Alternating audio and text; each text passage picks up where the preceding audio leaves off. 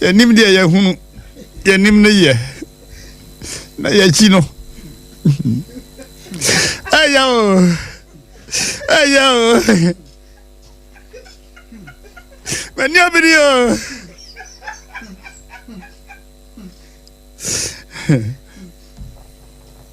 Obi ampata mi o. Obi ampata mi. Ndi obi angaze jaya na. Kata jaya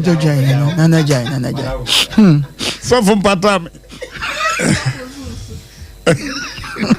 Avo ni mnisunya fa mesra. Ora berabi mi sumisu a mesa no me pa chopi. Esu no isa dam fata osa. Mesra wa anti. Nya misu. Wo muna samuwa. Onipachi na misu ye o.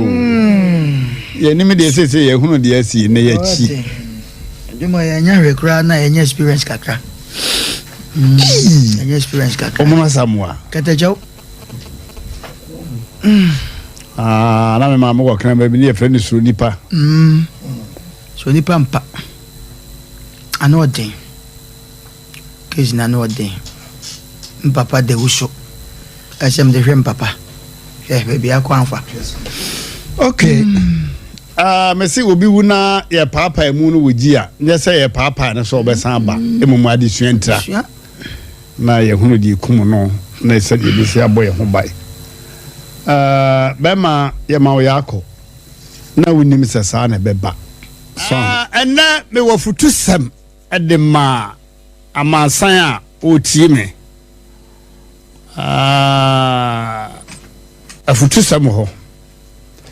Efisa etente ye nya achesoa.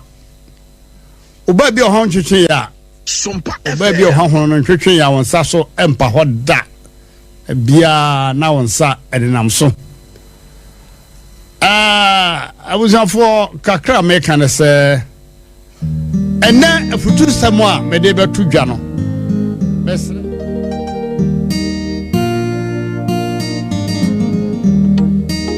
Onitimbi epuwe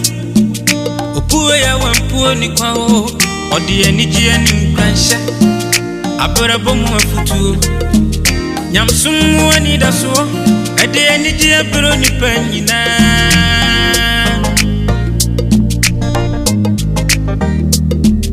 SOMPA ba ebe sunima SOMPA TV yabo SOMPA ba ebe sunima Fala fide no to SOMPA Fato SOMPA TV Na ya wani pama o Na unu arada Ifisa kudie munsemo ubenya Aberabu munsemo ubenya Nyamsum munsem ubenya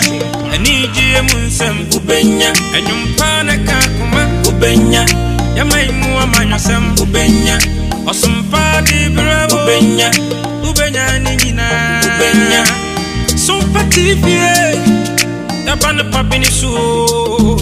SOMPA die ema kefiapa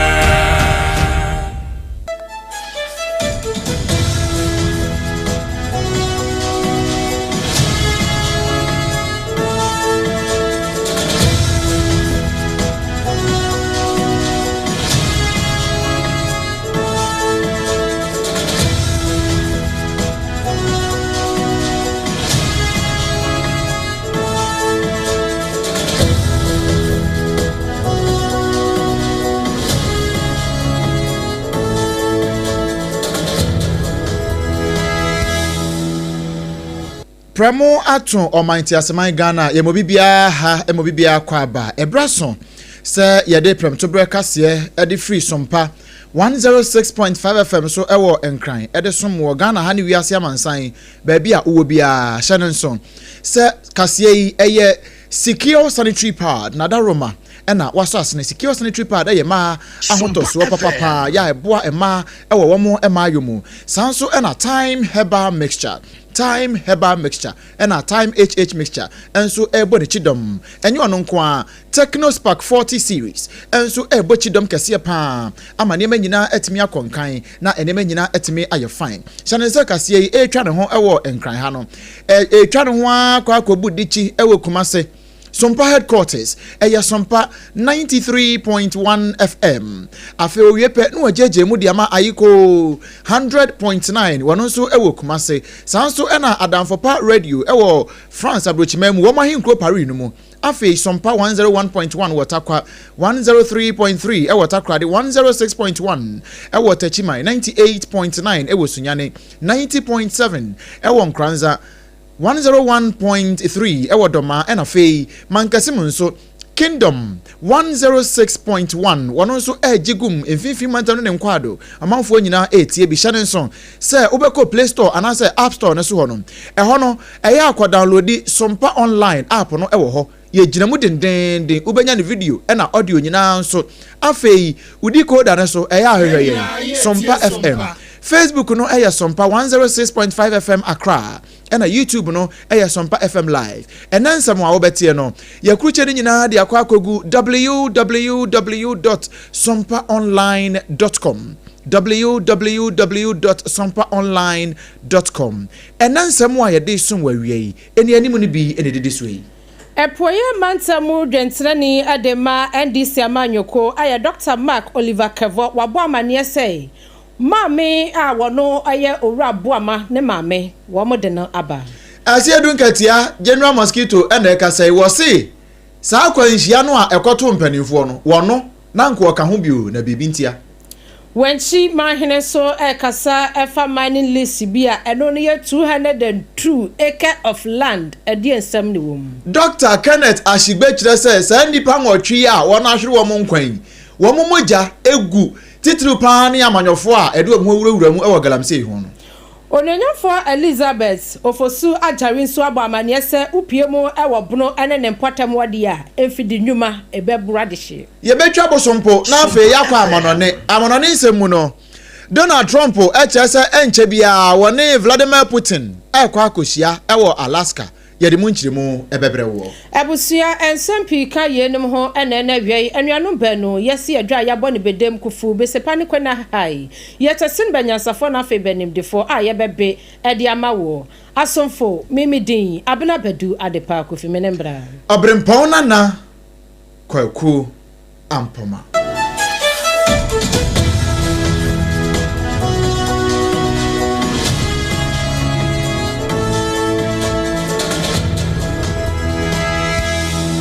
Ana no wukwada na wukwada tuntum brichie a ebo omanyi seba mowo ade ne nsanyu no ebo adehye ekuku dama komako watwe patabribri ekopie mu ewo ense do no na opanikase baako ya wono ni dini ene dikan eye defense minister onyenyafo Edward Omane Boama Kofi na eba ne sa no esanse woni ane wose anyini ewo wo mpanimfie mu kakranti asam ne ba sa no woni na ne hododo ne dada a na opuo mu koforidua na wanu mo ehwa se efi se asam ne ba yekora no na wanu ba chekere abreware anso entumi atentam wo mo de ni bepie mu ewo nkranpompone emantam ne nyina enam eye oswani a wono ohye yempomode ho nsam so nyamfo kwabra minta kando ne mpanimfo adama wo mo di oledi ba ya wo bepie mu ha ema wana mo hye no ne ho adodo no ene shoke a wonyaye na pani a wabo amane upie mu ewo ebono emantamu a epoye emantamu ono ani titirani adema NDC amanyuku Dr. Mark Oliver Kevo ana nei wone sompa kase atwetwe nkomo sei sesei die enkane waswani anu ohwe defense onsem so ne mame enimpon a ne hododo no omudi ni bepie mu ha sei enam shoke a wate ne ba no efrimu a wafrimu yayaya no wonya ayenti wanu ma bahye ne yade ema ne ho eye sesei wamode no akoma abusua wonom ewo kwaw na sesei wonom se na busua mpanimfo nyina ewo ho no mu a wonom ehwese oledi ne ho betumi ato ne yie sanse na ko oledi hwe anim sese de wono ni mfie kura aduru anim no na oru abu ama ne papa nso te ase no na nka wo mu mpo ana nka wanu hye se won bedi kan e wa asamado se ne omu kope koko na wanu ado e de ato won bai ho nanso ewiase ne na kire sei wo ba ne mom na ni kan akoya rehosem na mpanifo abamane se wo papa nso de ohodom a wo hye se ahoho a wanu ba abema abusua dakna no wo age wanu etum ema wanu baabi etena na owura Mark Oliver Kevo sei aseda ni nyina enkoma ahye ya wanu ehwe bambo ho nsem so na afei wanu wo mo hwapomudin mu nsem so sesesei wanu matimi ahye ama oledi ne ho atono yeguso gina mu ewo saa ensem kro no a emu na titrani edema NDC chiniye amonyoko no eye Johnson esiedu nketia general mosquito ena dodo na ede efren wo na general akire se saa akwanhia ya ekoso ye namso mpo ama sese brichie abo aman Ghana no emra wo mo ye nhyehyeye se wono bekọ aya na nka Ghana mampani kura mpo eka hono bie no wono na nko no so aka ho pa na last minute chese briti tie wa bia na aka kra bia ma wono akodo ena bibi bebo mu ena wo frɛ ne vice chairman Onuyan for Dr. Sapon, our friend is so. Doc, baby, I will be a nonka, Ghana Mampani, Sumayan say, Yanko, or Boise, na Yanko did you maybe to be able bombs a CA. And to Bayanka, Cosima Nemu, Ewo, and a doctor, yes, so. Sanya, General, Onam do a cheer, Ewa, when you call Musse say. So one to me on corners, I was a man come out dear. Oh, Sanya, and Nano. Besepani couldn't have by a tasni benyansa for him, dear. Now, Maccorma Cotasso, the other benyansa for South Pepe at the amount, and non what a penny. What they call now so one qua Brichie Equabo our council Emma Dr. Sapon one also can nip on tree home Emma on one corner General Mosquito Echenisemuno. What you say? I was supposed to be on the floor. Yes. Then last minute I directed my vice chairman who is Dr. Sapon that he should go and stand in the assembly.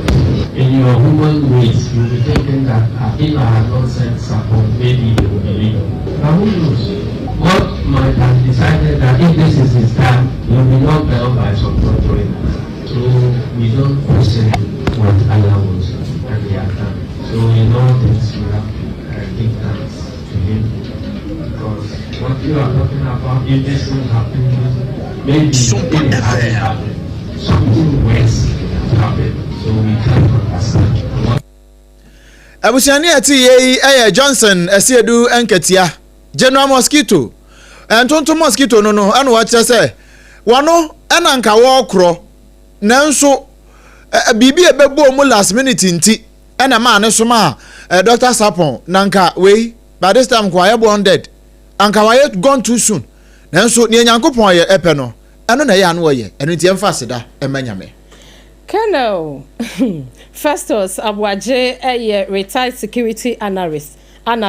wono so abamontene abechensemu na ose Dr. Edward Omane Buama enka defense minister say wonka yehu ebiem no ose owura yi na one no ewo ayonkofa biye se uhia no na se onini edi ne ho nkomo a wono ade ba ko a wono Colonel Festus Abwaje betumi aka ne say owura bi a wobie na apono mu nanim ete se yemfa ne se yenkyerkyere adwene ensai adwene pa na yanya futu a Owura Edward Omane Buama na edana bem na osi peteblibi ya ebebo yeyi enam so ema eye bambo adwumako ni nyina no sese wo mu nyina da wo mu sunum na etie yi na wo hye abusuya nyina eden afa yakọ enkoma abusuya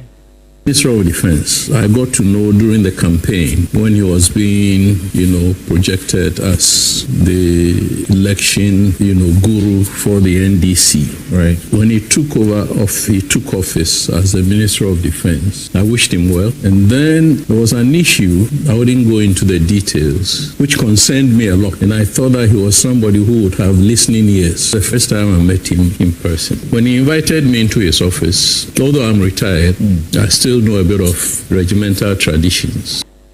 Ora ya wakasa ye Colonel Festus Abwaje eba no bambo mu nsemu a wakwadare mu ete ase oye retired security analyst na wone SOMPA kase etwetwe nkomo yi na wo ensamkoro ya imu no na pani ba ko no so ba no say yenkunti amnam dwuma ya emfa mra kwan so paa dia wabere mu paa ya wono ankasa mu kurampo no wati college ya woda no nsantwerefo nyina ka ho bie ema ye say na no a Ghana man penny na nadan kwa kufu ado sabre no no ote abanya so de na konya kura to ho no ye nyina ye de bo aye na nso amfo Dr. Kenneth Ashigbe wono na yeka sei wo kire se ena no sa nipa ngotwe a wono hwe na omohwere wo nkwan na nkanye wo mfom na emom ni nyina na yemfa sobuo ni nyina mo wono mo ye galamsey no ene wono mo a ama kwan se yenye galamsey e wo mayi mu ena wono mo so ye amanyofo na wo mu nyina so de wo ho agye mu bi e wo galamsey no mu no yemfa sa sobuo ni nyina e mo won. The state of denial into anger. I'm extremely angry. You know, I am really angry at myself. I'm angry at all of us as a country. This is a group of people that have left their families, you know, to come and deal with an issue that is confronting all of us, killing all of us, you know, and we have normalized it. You know, we are sitting in this country, you know, the state of emergency that should be declared has not been declared. You know, we are still, you know, as we speak, there are some Chinese that were arrested, they've still been taken to immigration to be deported.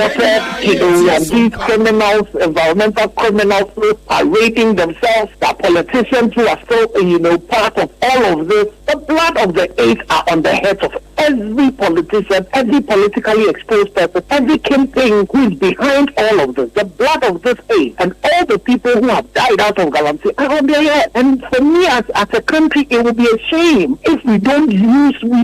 it as a point of inflection to say enough is enough, and we need to deal with this scourge that is eating all of us up. That is eating all of us up. Say yamfa we anye suade na ye hunu say baby adu dia feri ye ntwa ba nhwe no na ye jeja ne ma saa ma ekoso saa ebe ha dwene pa we eye obenfo Kenneth Ashigbe ne nsem ne bi no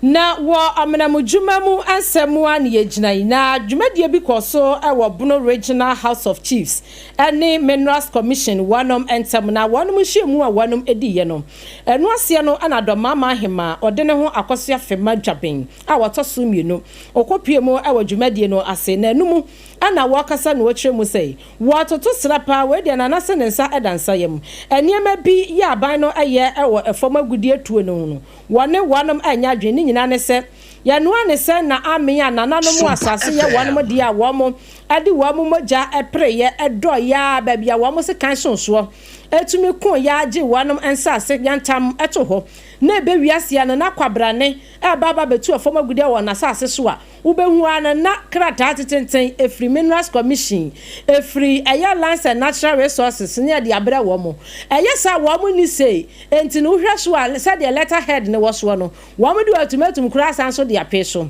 na oba ahema e kasa kire mu sei o srempanifo ada ebe hia pa sei se ye mama ni lisia ye ma nanano matena nkonwa ya wono mu asase kro no so no womo nso yanji wono mu adwenkire na ye matumi bi efansha womo nsa na womo nanim womo nsase no womo nanim da kro a ye nkwa asase bi so enkonko yeso adwuma ebesa ebeboa Benensa Satan ye dia na emu magudie wo ne dia ya aba na dia bra ye kono kene na aba na wo menti ase nti ada ho ma se ho ye ho bibi na ebe ye yi a saa wo ne dia wo sesa no ma ye ne mo yi a saa se ya wo dia unnim saw no wa manfo mo tunu kuro so ma chechere wo na nan kuro bi wo ha asa de be kumbe aba de be moja be de ti dia tere ma no munya saa se ye tintwa bi ma ya de sel ma be de ya ada ne eno dia be tua ho bibi e de ma ye ho royalties na emo ngodu be piem diamond be piem ene de ba aba na de aba ne wada nwoma ka wo de hu ye jubili wo no te gold bi pie wo de ene beyond na mo se tie nkuro so ne yansase gold wa piem ba aba na de a bo sa hine tini kuro ne mpanyimfo they take a decision ya wo soro wa ben fraw dan ka bibia ntre no won te hwe wo be hu ne se bi ne ba aba ne be kitankrata be ya akwa abanim ne Mineral Commission fo minister wane ba be ka bro fakra ka ne be dia chiro bro fo ko edu awako school abo degrees wonti be pe wa bunti Jisa brofo no kwa encyclopedia mu na watumi akyerase doma ma hema ode ne ho akwase afema dwaben ya wotoso mienu ne kasa no akyi no upie mu ewo ohina wono so ewo Soma traditional area wono so ye ode ne ho Dr. from Brimpon wono so ekasai na wono so toto sra Minerals Commission no afei empanimfu a wono so ekabiewom ehwa ensase ne obade bobere ho nsem so no se nyankopon ya adomu a wo muntumi sisi wono mo ahye ye ne bi ewuro krosi ne bi biamu mensini biamu said ye beya obi per license ya no so ebetumi ayentem e de amoni no as a every district bia yenya bi wo ho abayet nyanya access to them because ye letter na ye dey call almost ye fanko district office no say na ye Kenya ase nti me call ye na me dey head office copy e call by FedEx nti de e kan say ma bay no mo ma badimfo asonte say the person na be ye involved there district bia enya mineral commission office na region so enya bi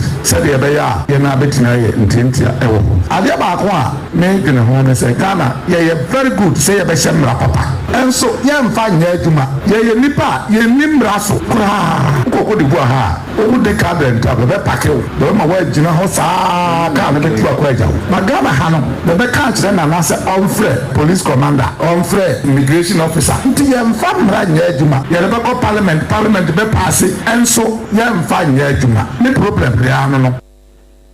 Wahi popro ya wono owo nananom atrakonwa wanom ewo soma odene ho Dr. Afram Brempon na wone sompa kase ekasa yi na ye ginamu ewo amanamdwuma enkomo ya emu wahi popro ya wo kwai Accra town ya no ewo kwai adontenhene anase osan so ginamu kura se kwai adontenhene eye nana ampem nana botwe no wona na we kase wo kire se ade bi koso pa e Ghana ha na wono se na kwasi botwe wanfana no wantumu bi a enye eno nti wona sompa kase abo nkomo eno wo kire se wono ne mpota mo ho se wo be ma kwan na kwabra ne de soso kura keke abebo fom adan a wo betu gold ana wo be mining se ya galam se ye legal mining o bi na nanom pre Soma traditional area wo mo kan ye be ye wo bi betena nkran na wa ma lease ana se license se ko na kotu kwai enso no onim ho ba bia na kwasi botwe kire se wono se wote ase pa ne mpotam ho ne ya wonim ni se ensase de ye de domfuo ana se bi wo ho nso a efie de no ye de yempuntundwuma esisi adan ne factories ene ne mapapa e mamanfo nya so mfaso na emom ye mfuntum nsase ense no ne ye wi abeka se ye perform agudie ami how ba no wo de go koko ene ba ye e ma wo mtumi de hwe wo ma koduru ba bi and from 1997 and na GOPDC a champion regime womo ba beje asase no still na no koko abe any rubber any edua wo yasase so ye de yentumi nkasa ye de ani adem behia no na so ye de mra mo odin na behia no esan say ye nim ses onipa no oba no obekwa kwaje tumi afri baabi na kasa obekwa kwaje tumi afri baabi enti ye bisa no na baabi atumi wo no ye beka chen so ntwen na ye ni baabi a tumi ni wo no nkonkohia na menya ne nti say encrophobia abrophobia koye prospectus bi wo me bomu ha mohu wati sabrofu bi kwa prospecting ewo ni bomu ho na sabrofu no danto asene ma wo mu nim no mo de soso kora abo fom no oche won asembeto an na kwasi botwe ene yete ne nka no wa ensam foforo mu no wanchi mahene osagefo ampem aye amoapen tabrako na ono so ekasai na ne kasaye mu no wose ensase yantambese 202 acre of land na eno no eda ne importem wa wono no one mu say wamu baji yese eye lease a wamu ma wamu lease say wamu afa enkopai abo na ohun ya na asam no akwaya something which is the was it 2024 no 2024 no December 3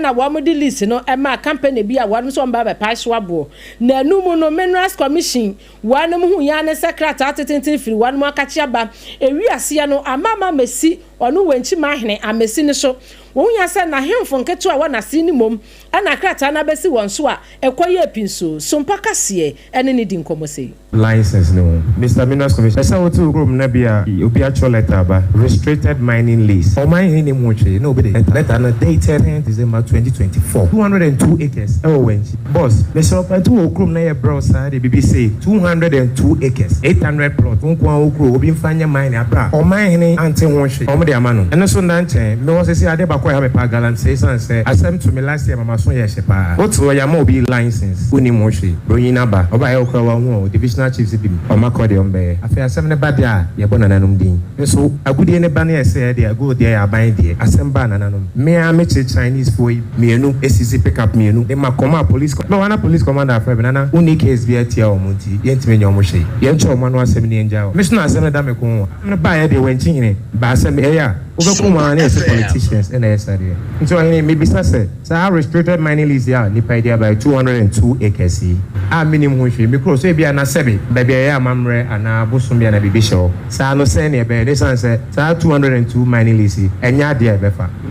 Opani okasa ye eye wanchi mahene osagefo ampem anye amoapon na ono so edi nanim die kopie mu adwumade na se na ono so mpaka se etwetwe nkomai eno achinom osagefo kasa wie no na Dr. Benjamin aye wono so ese wo wonsam kasei eno to anisam so. Our apologies where we have gone wrong. We will do our best to try to engage Nana more so that together, because we are in it together. As I sat down, I think when Nana was speaking, this song which was played over and over was echoing in my mind. Mambe year every year. So all of us together, if we don't work together, country will collapse on our heads. So we need to work together. We don't have a choice. So we are pledging that we will do our best to engage as much as possible so that we can see the wisdom that you bring to the table to guide us even as we try to manage this sector. The notices, they are a big problem. We will work together to try to deal with that. Again, the matter of our districts being too far away. Can see you ya wano no odi ni juma wa Minerals Commission Ora Benjamin aye na ono so kasa ne krokra mu no President Adema Bono Regional House of Chiefs Osagefo Osiade yo Dr. Ajimai Bedu ya wotoso mienu ono so di sei eto aso ye ba ne entis niema bi asia ne nkyerɛkyerɛmu yi ama yate niema na bi ase enwie ye de na mom ye bekoso asua niema na ahotintin ye no ne aka kyerɛ no ye tintin wo krata so na ye de ama ho ye ne ho adi nsawo so se be ya dwumadie ye nyina ye kopagya ade abai enko na enjingu na ebetimi aboa ama ede mpuntuo aba yamanfo asetinam yeda ho ase ese ne niema no bebre ese ya ate sabio emra no a ewo ho se ansa na yebeye bibetimi aye mine no je minister enkoa na timi mano license no so obeba je ho ye Minerals Commission ye oniema bi wa ho bahwehwem nipa na ode aba na wa recommend the ama minister ansa na ode ne nsa ayede ashasiye. President Adema Bono Regional House of Chiefs Osiade yo Osagefo Dr. Ajimai Bedu eno no so ekasai yetwa ensem ne so na yede ani achemu ewo ensem foforo emu na wonsem foforo mu no enanu ada ena Tano South mensini no womokwa asetena na wonokwa dwendwen wonom mpuntu nyuma ya ehia ewo mpotam ho no womokwa dwendwen ho ehwe se san kura no musika semtie niema bekọ san ansa no matimi aye ne wese omo ye nyina na ne nyina mu no yamane boni Ebenezer owusu ansa ekopie mu ho a one abanka chipeni ye ogina mu e ma de hye ye wo Tano South abato mpesua no na se mansini mu no ebo nkomo onimnyamfo kwa from pon na owie ne nsem no wo cheche kakra mu echeso mpaka se ensuo yebetu eye mechanized bohu makumako 19 mechanized one yebe overhead tank this one na yebe pump asanso atum se be ya ebefa electricity ni na okwa anya pe na okobu gangan obi ya na eba na asanso asi 6 number boreholes out there with pump machines until they clean air ni aye nesa na ntino enema bebrebe na fi ye ba be ye edia ama Tano South Mansinfo on top of it the 24-hour economy market you see Linsi enfama eye minister bia na district bia no onso ye be ba ko ebuchim afi na ebusu a ye pass ase ehun scan dey atida ho first quarter ehun scan atida ho aye fence anka ye ti be ko so agige gu ha na asase bana drains no so efi minister of local government ba na yakọ nya kwesi kama ama ye ma no mo mudidwa no enye bropa atena ade mu dwa da nyina abire bia obeso mudidwa bia Odemanyamfo kwame from pon ya ono eye abanka chipeni ewo Tano South mensini no emu ne nsem ya ode tudwa eno no afa ye nyina so na yemfa ye ne nkyeremu ewo amanone na amanone nsem mu no ye kwa akogina mu ewo America mampani Donald Trump e kire se nyame ya adom a efiada ebe ye one Russia mampani Vladimir Putin wo meeting ewa Alaska na Alaska ho no wo kɔ no ni nyina no nhyehyɛ ya wo nyina ye se na ebe ya asomdie fan ebeba Russia ene Ukraine wo entam na ena no pay ena ye ba omode a twe ye kɔɔko no ekopie mu wɔ White House ena ye ne America mampani Donald Trump ebo nkomo ema ne ka meeting ho asem kire yesi. I'll be meeting very shortly with President Putin. It would have been sooner, but I guess there's security arrangements that unfortunately people have to make. Otherwise I'd do it much quicker. He would too. He'd like to meet as soon as possible. I agree with it, but we'll be announcing that very shortly. Abusia we Donald Trump na we ye panias yo. Na His Excellency ada na ma ade no ache saa sanse o fix date ne wachina na yesei eno osi o chana nyina no efri sanse baabia no ensam wo. It's very complicated, but we're going to get some back. We're going to get some switched. There'll be some swapping of territories to the betterment of both. Zelensky wants to see peace. Now, President Zelensky has to get all of his everything he needs because he's going to have to get ready to sign something, and I think he is working hard to get that done. I think my instinct really tells me that we have a shot at it, okay? And you'll find that out later on, and maybe even today, but we have a shot at it. We America mampani Donald Kwaku Trump ana wone SOMPA kase ebo nkomo exclusively ene anope ya ene yedi monchiremu kama de abrawo no hyane nso se SOMPA kase nia secure sanitary pad aso yasene on se ye ka secure asem no a otibrofo secure no kra na chese wabrabo no ana se chese te se wo ahodaso onya ahodaso na we na ye ma ahodaso nso no ye ka ase ye ka mema nko a nanso se ba bifuo didi me a na ba bifuo asomadwe won sanse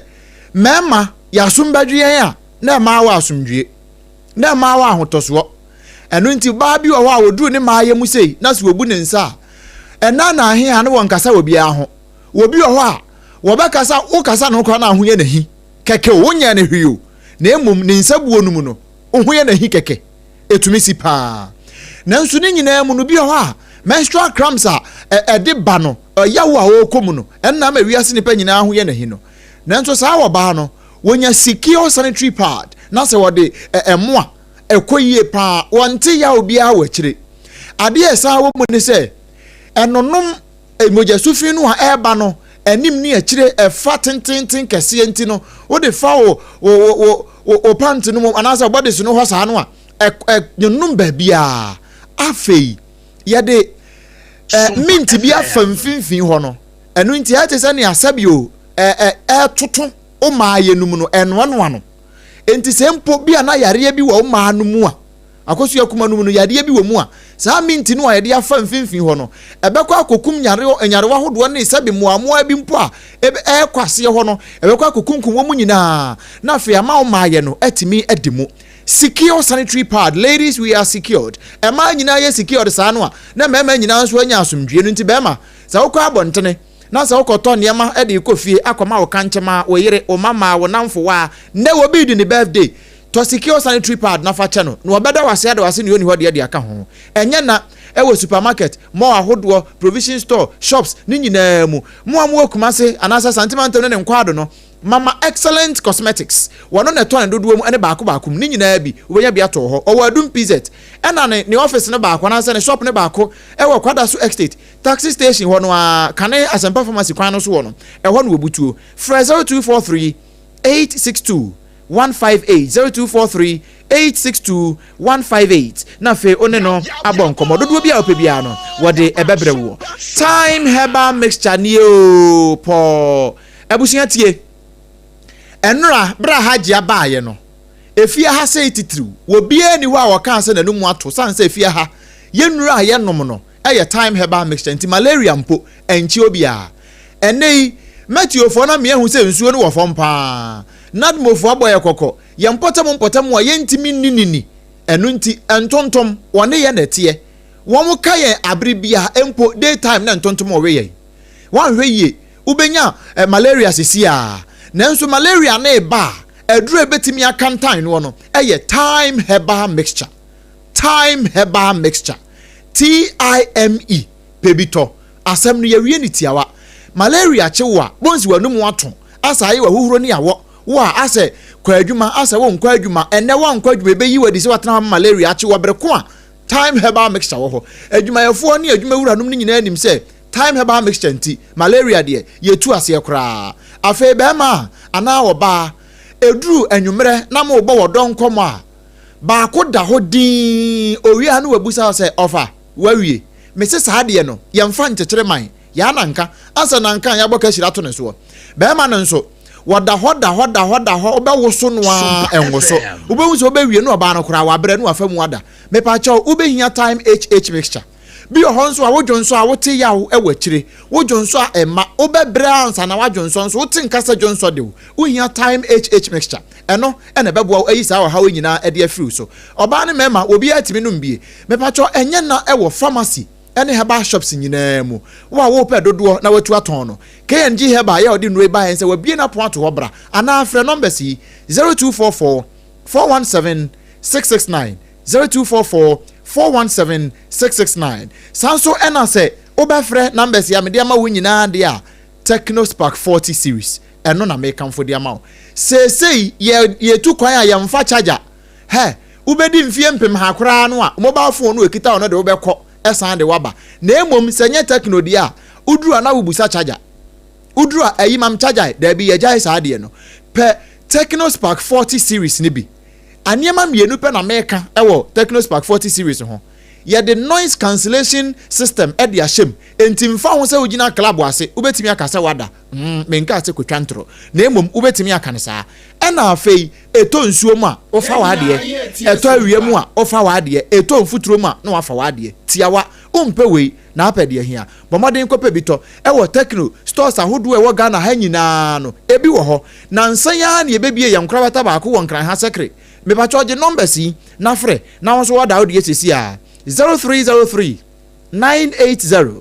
205 0303 980 205 one mother romanti enene yebesom wo nene nsem wo yede som wo no na poso kakra ya yede ma wansa ne yebekọ ho no se ne nso se Hajia special local foods aduane papa nyina fie na da romanti enememe oni abusuane betena se oni abusuane bepie mu pie a monkọ hacho atomeke kwan ne so ho no a transition chen ho na monkọ tena se nkodi aduane nsa ne mope bia montimi nso a monye numbers na monfrɛ ne mfa aduane ne mrɛ 0246 359 921 0246 359 921 yede aduane bebre obabi a wo bia o messages kakra ya wo de aba no ebinie Komesa pillar 2 ebema ye moni adwuma na wose enchia enko emfama chairman Divine Greater Accra NPP regional chairman na afenso Rahim Rankin so ewa ha wose abrabo ewo ahyase esanso ewo na wieye na mom de hia pa ne se wieye ne beso na ubeja great legacy ewo honom na